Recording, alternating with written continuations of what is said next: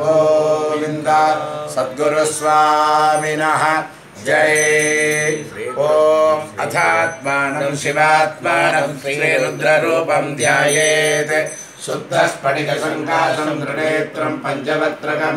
गङ्गाधरं दशभुजं सर्वाभरणभूषितं नीलग्रीवं शशाङ्कान्तं नागयज्ञोपवीतिनं व्याघ्रधर्मोदधीयं च वरेण्यमभयप्रदं कमण्डलवक्षसूत्राभ्यां धारिणं शूलवाणिनं ज्वलन्तं पिङ्गलजटाशिखामध्योदधारिणं वृषस्कन्दसमारूढम् उमादेहाब्दधारिणम् अमृतेनाप्लुतं शान्तं दिव्यभोगसमन्वितं दिग्देवतासमायुक्तं सुरासुरनमस्कृतं नित्यं च शाश्वतं शुद्धं ध्रुवमक्षरमव्ययं सर्वव्यापिनमीशानं रुद्रं वै विश्वरूपिणम् एवं ध्यात्वा द्विजः सम्यक् ततो यजनमारभेत्। त्रिजनले ब्रह्मातिष्ठत् पादयोर्विष्णुस्तिष्ठत् हस्तयोर्हरस्तिष्ठत् वाक्पोरिन्द्रस्तिष्ठत्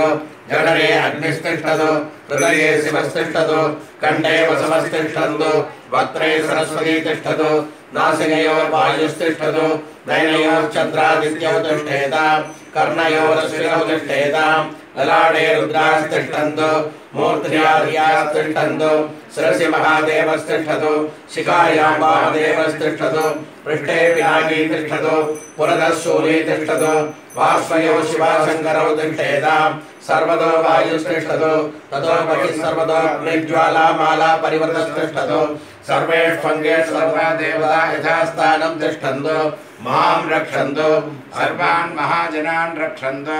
अग्निर्मे वाजिस्ततः वाक्हृदये हृदयं मयि अहमृते अमृतं ब्रह्मणि वायुर्मे प्राणे स्थितः प्राणो हृदये हृदयं मयि अहमृते अमृतं ब्रह्मणि सूर्यो मे चक्षुषि स्थितः चक्षुर्हृदये हृदयं मयि अहमृते अमृतं ब्रह्मणि चन्द्रमा मे मनसि स्थितः मनो हृदये हृदयं मयि अहमृते अमृतं ब्रह्मणि सर्वासन्द्रयाग्निसन्धापिशाकशैः ॐ ह्रीं नमः शिवाय अर्घ्यं समर्पयामि। शिवेन वृतसात्वाग्निसाक्षावदामसे सर्वमिन्द्रकलेक्षुणसमनाससे ॐ ह्रीं नमः शिवाय हस्तयोः अर्घ्यं समर्पयामि। अर्थवाक्य शिवेन वृतसात्वाग्निसाक्षावदामसे सर्वमिन्द्रकलेक्षुणसमनाससे अध्यवोच देवता प्रथमोदैव्यो वृषे अभीकृत्य सर्वाण्यभयं सर्वात्रेयादुधान्यः। ॐ ह्रीं नमः शिवाय आचमनीयं समर्पयामि। ये चैवाहं रुद्राभितो दक्षुश्रुतात्सर्ववेणाभूमेरहीमहे। ॐ ह्रीं नमः शिवाय मधुवर्कं समर्पयामि। उदयनं गोपादृशन्मधुसन्मुदहार्यः उदयनं विश्वाभूतानि सृष्टोमयादिनः। ॐ ह्रीं नमः शिवाय शुद्धोदकस्नानं समर्पयामि। स्नानानन्तरमाचमनीयं समर्पयामि। नमोऽस्तु नीलग्रीवाय साक्षाय रेणुवे अतो ये समानोऽहं तेभ्यो कर्णमः। ॐ ह्रीं नमः शिवाय वस्त्रोत्तरीयाभरणार्थम् अक्षतान् समर्पयामि। प्रपञ्चधन्वनस्वभयोरात्रियोग्यां ॐ ह्रीं नमः शिवाय यज्ञोपवीताभरणार्थम् अक्षतान् समर्पयामि।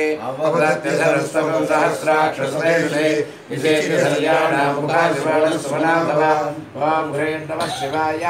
दिव्यपरिमलगन्धान् धारयामि। हरिद्राक्षतान् समर्पयामि।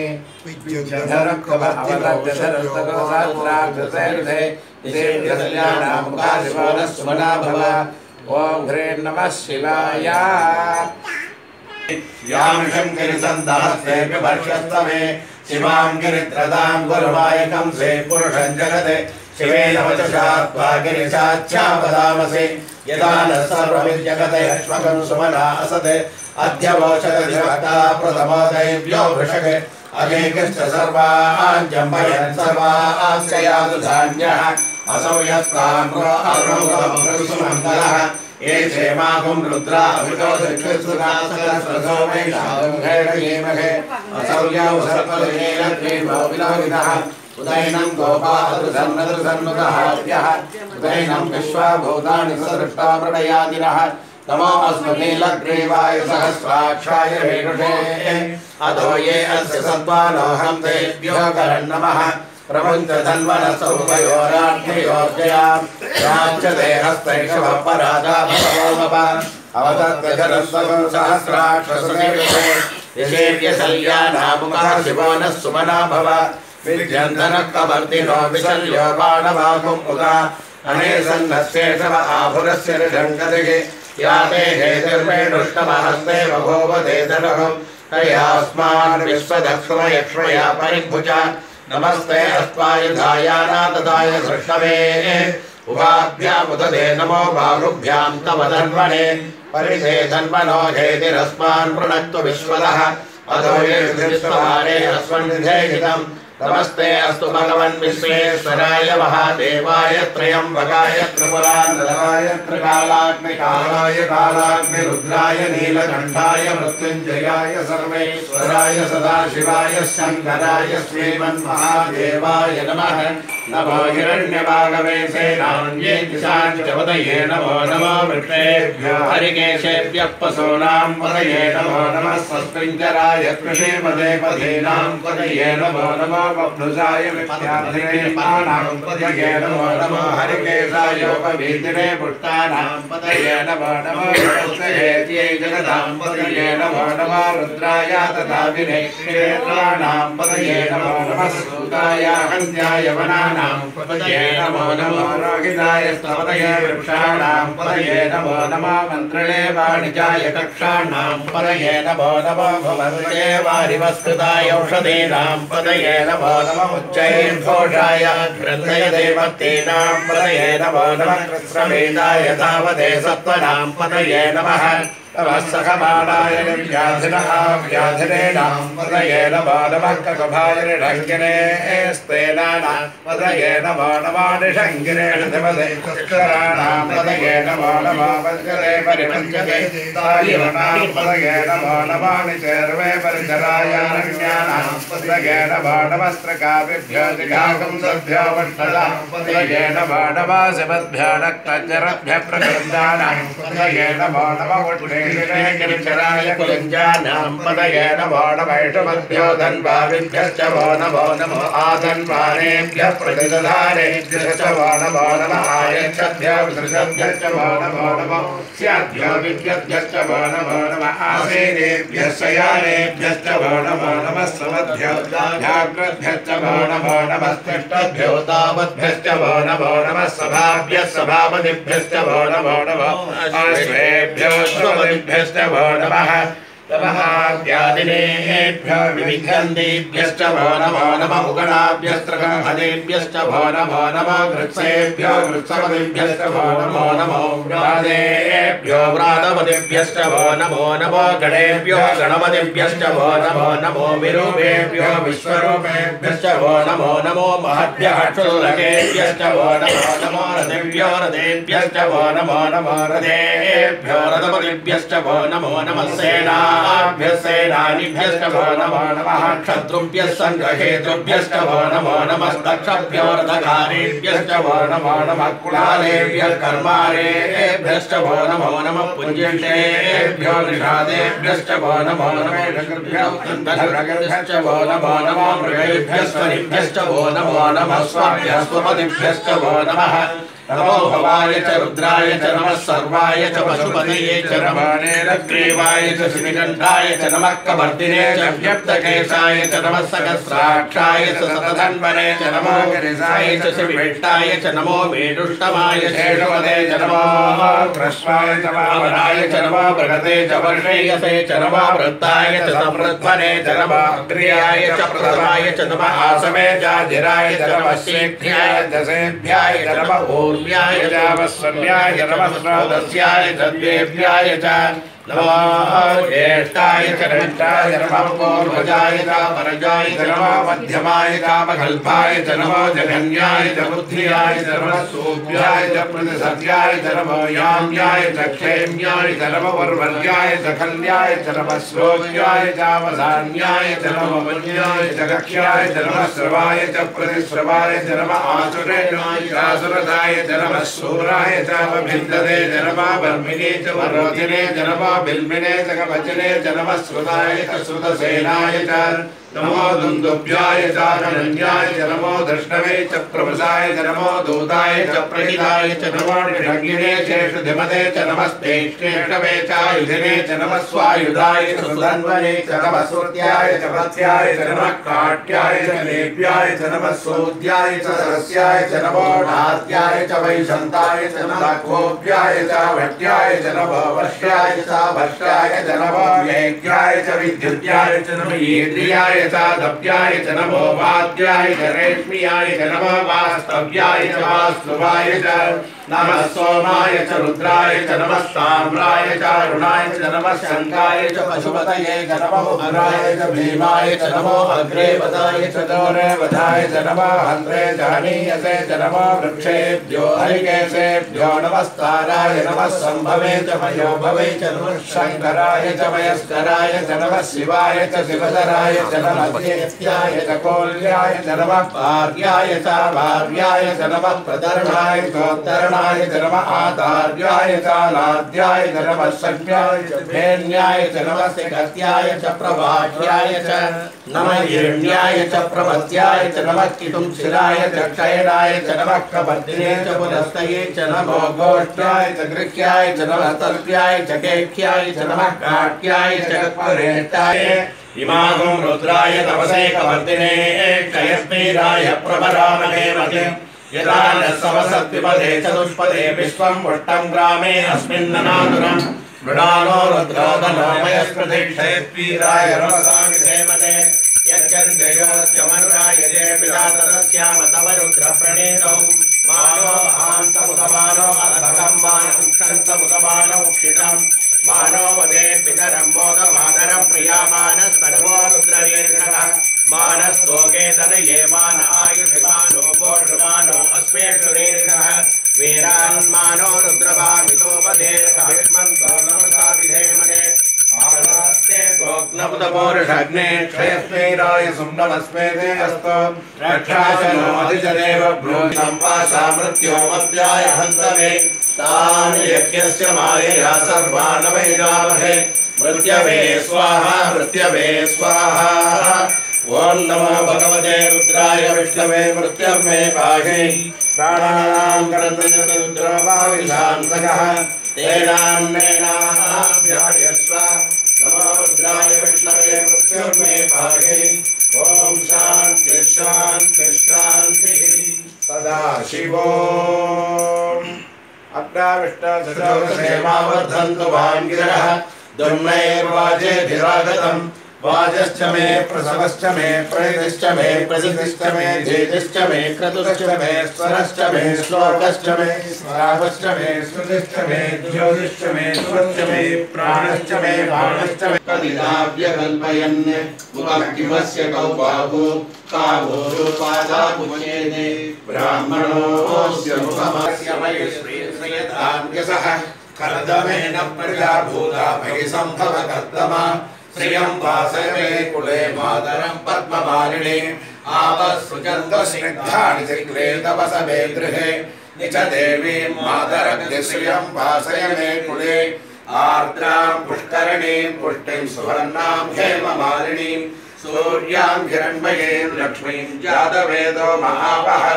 आर्द्रां यत्करणीं यष्टिं पिङ्गलां पद्ममालिनीं चन्द्रां हिरण्मयीं लक्ष्मीं जातवेदो महावाचे नमो नमो वाचे नमो वाचस्पतये नमर्षिभ्यो मन्त्रकृभ्यो मन्त्रपदिभ्यो मामार्षय मन्त्रकृतो मन्त्रपदय धर्माहर्षीन् मन्त्रकृतो मन्त्रपदे स्वराजां परिस्वदेवीं वाचमुद्यासकं शिवामतस्ताद्युष्णां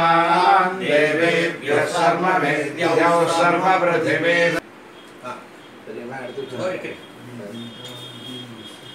ओम धोर्वधोर्वधोर्वन्दन्धोर्वदङ्ग्यो अस्वान्धोर्वदे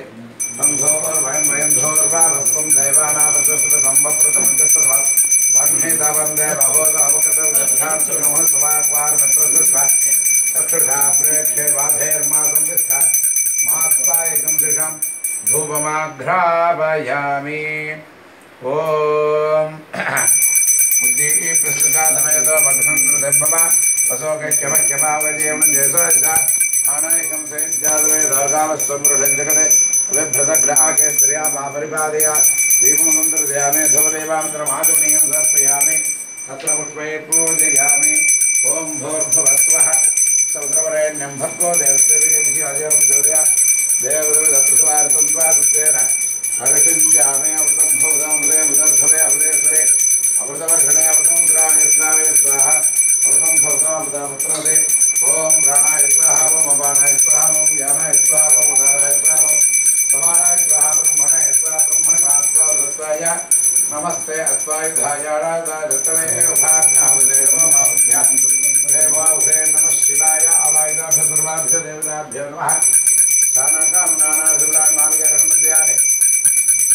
विराट्साभरमसकण्ठम् एतत्सर्वं महानैवेद्यनैवेद्यामध्ये मध्ये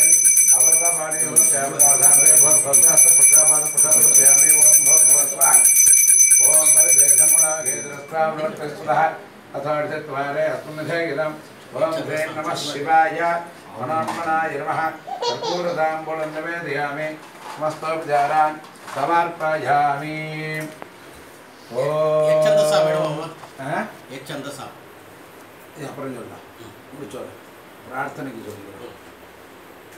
ओम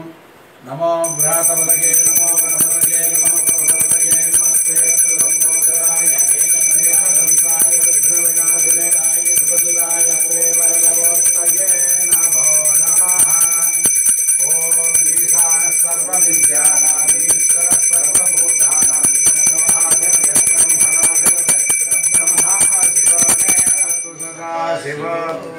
ओम नमो हिरण्यवाहवे हिरण्यवर्णाय हिरण्यरूपाय हिरण्यपतयेऽम्बिकापतये उमापतये वसुपतये नमो नमः ओम निघृष्वैर्सवायुतैः कालैर्हरित्वपापन्नैः इन्द्रायाय सहस्रयुगे अग्निर्बिभ्राष्टिवदनः वायुस्वेदशिखर्दृकः संवत्सरो विषवर्णैः विद्यास्तेनुचरास्तवा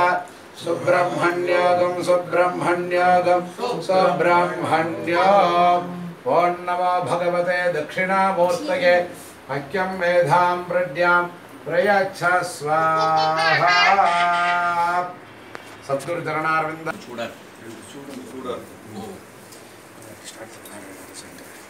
अंडा और मुझे चलो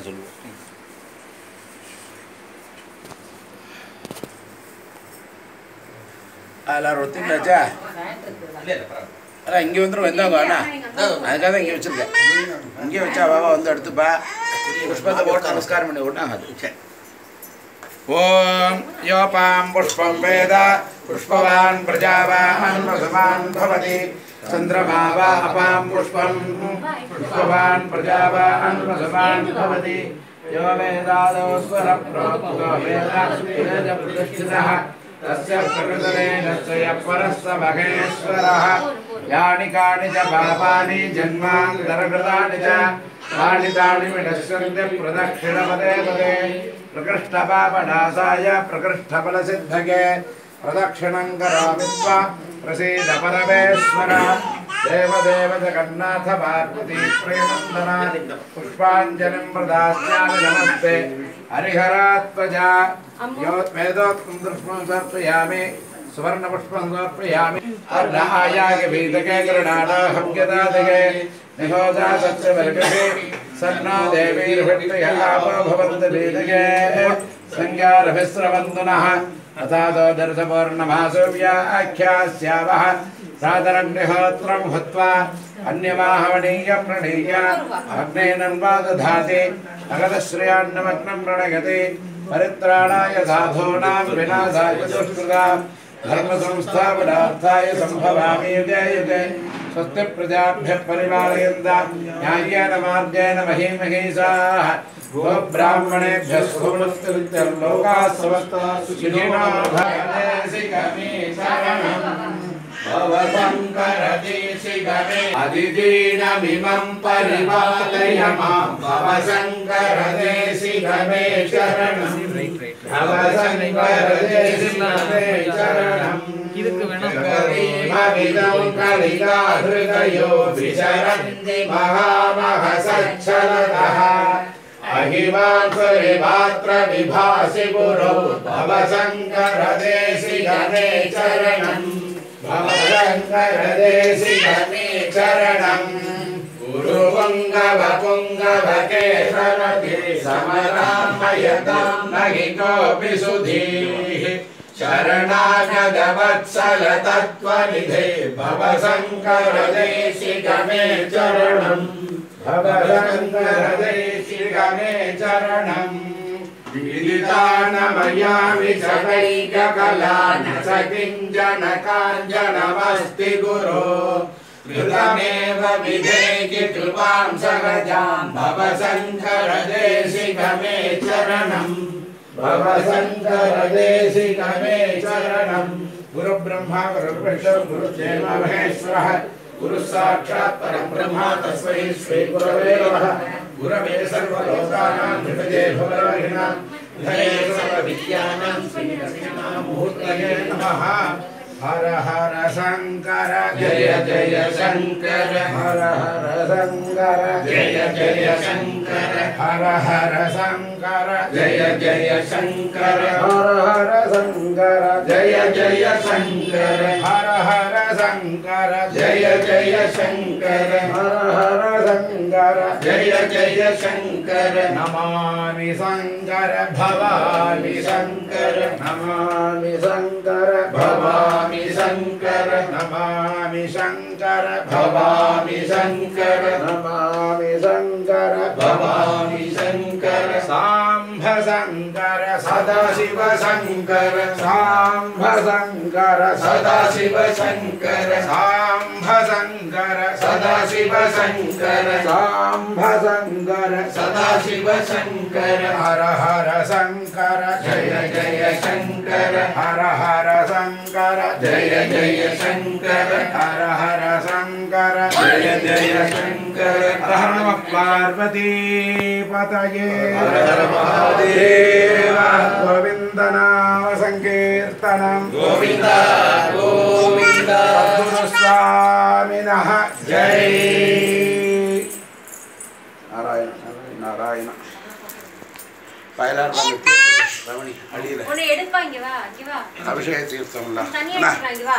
அபிஷேக தீர்த்தம் அவளே கேட்டி எடுப்பா ஏய் சுட்டுடு கொஞ்சம் பின்னாடி சுட்டுடு அவளுக்கு பிரசாதங்கள் திராட்சை அவளே எடுத்து நடுவா இந்த சொம்பு தர செம்பு அதான் செம்பு இல்ல பால் ரெண்டுமே எல்லாமே ஆமா அதுல விட்டுட்டா கொடுக்க சாரி பாருங்க கிண்டில அந்த அந்த தீர்த்தத்தை ஒரே தீர்த்தமா போய்டும் கரெக்டா கொடுக்க சார்